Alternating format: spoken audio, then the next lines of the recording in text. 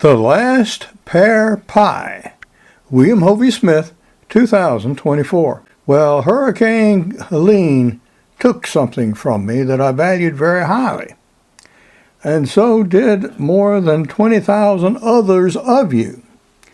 And this was my pear tree in my backyard. This was a very old tree. It was old ever since I ever saw it. And I don't know who planted it, but one of my ancestors did. And some years it bears prolifically, and other years hardly at all. Now, this tree is the southern canning pear, meaning it is not a pear that is instantly edible. In fact, it is hard when it drops from the tree, and it doesn't want to soften very much. By the time it softens, it's partially rotten. So what this pear was designed to do was to be used to make pear preserves, pear pies, and pear sauces that would maintain some mouthfeel, some crunch, even after being cooked.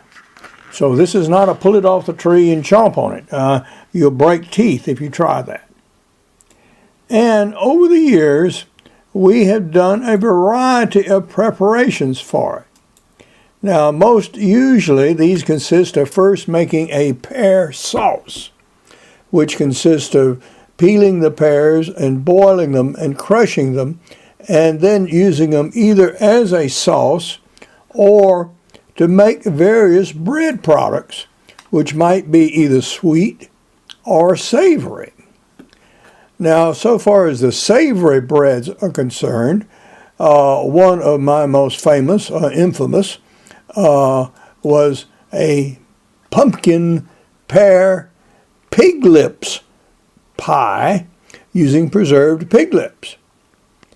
And oftentimes, since this is a seasonal dish, I would save some of it and on Christmas time make some pear pancakes, such as you see here.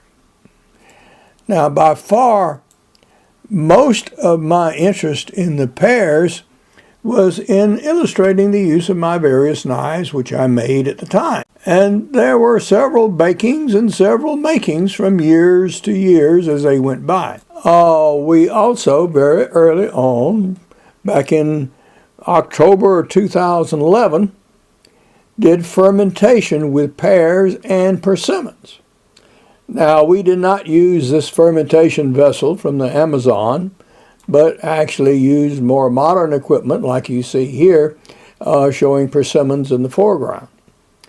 And this was one of my most popular videos, and it alone, I think, has some 17,000 views. So our last pear pie was made using the recipe that I show in a video that I recorded on September 15, 2018. And you can go back to that one and see the full details. Basically, what you do is you take the pears and you pre-boil them to soften them somewhat. You can push a knife through them, but they still offer some resistance. Then you stop the boiling process and you use that, a little flour and some eggs and also spices to make up your pear pie. Now, since I'm a diabetic, I use sugar-free stuff. So obviously that really helps. And you don't want it super sweet. Or at least I don't want it super sweet. And so we make it that way. So this was the last gasp of that pear tree. And this was the last pie that we made for it. And it's like saying goodbye to an old friend. But now, this is Hovey Smith, reminding you to hunt what you eat and eat what you hunt. Be legal, be ethical, be safe.